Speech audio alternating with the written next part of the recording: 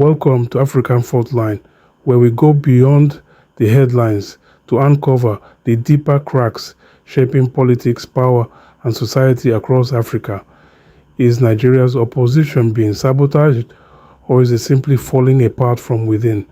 Because right now, a major political shift involving Peter Obi and Rabiu Kwankwaso is raising serious questions, not just about party politics, but about power, control, and whether real opposition can survive in Nigeria's system. In recent developments, both Obi and Kwankwaso have moved into a new political alignment following internal crises that weakened their previous platforms, including the Labour Party, Nigeria, and the African Democratic Congress. This isn't unusual in Nigerian politics, but what stands out is the pattern. Every time an opposition movement begins to gain momentum, something seems to break, and Nigerians are noticing. Many are asking, how can politicians expect trust when they keep moving from one party to another? There's a growing feeling that some leaders have the guts to demand loyalty from the public while showing little consistency themselves. To many, it doesn't look like strategy. It looks like instability.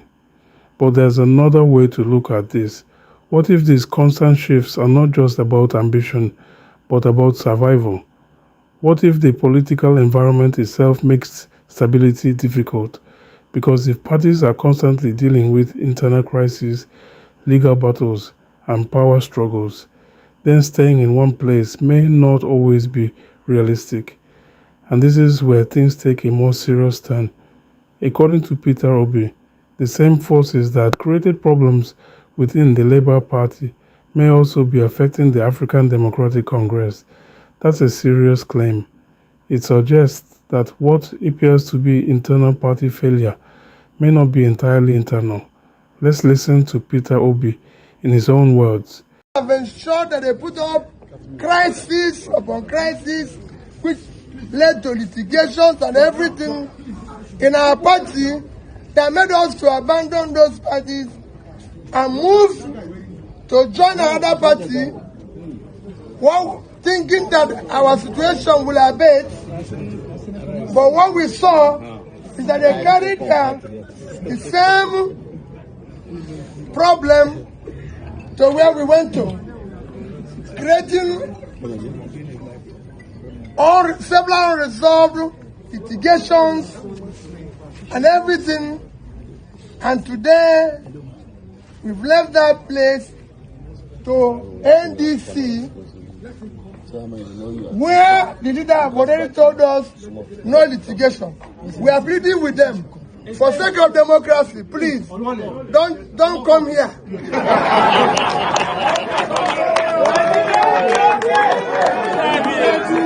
are pleading with you. We want to have peace. We want to build the party. We don't want cases. We are pleading with the judiciary. Please end cases in parties so we can face the... If that claim holds any weight, then the implications are significant, because it raises a difficult question. Are opposition parties failing on their own, or are they being pressured in ways the public cannot fully see? And if it's the second possibility, then the issue goes far beyond politics. This is the fault line, a system where opposition movements struggle to remain united, where alliances form, then fracture, where new coalitions emerge, only to face the same cycle again. And over time, this creates something deeper than competition. It creates doubt, because democracy depends on trust. Trust that political parties can compete fairly. Trust that the system allows real alternatives to exist. But when people repeatedly see instability, that trust begins to erode. And once trust weakens, every political move becomes suspicious.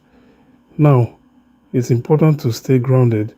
There is no publicly confirmed evidence proving coordinated political interference, and political parties everywhere experience internal conflicts. It's not unique to Nigeria. But the pattern and the timing are what keep raising questions. So, what are we really looking at? Is this simply opposition leaders struggling to stay united, or a system where unity itself is difficult to maintain? Because if opposition voices cannot remain stable, then elections become less about competition and more about who can survive the system. And in the end, the biggest question is not just who wins, but whether Nigerians truly have strong, stable alternatives to choose from. This is African Faultline, where we don't just report the story, we reveal the cracks beneath it. If you want deeper, smarter analysis on African politics, subscribe and stay informed.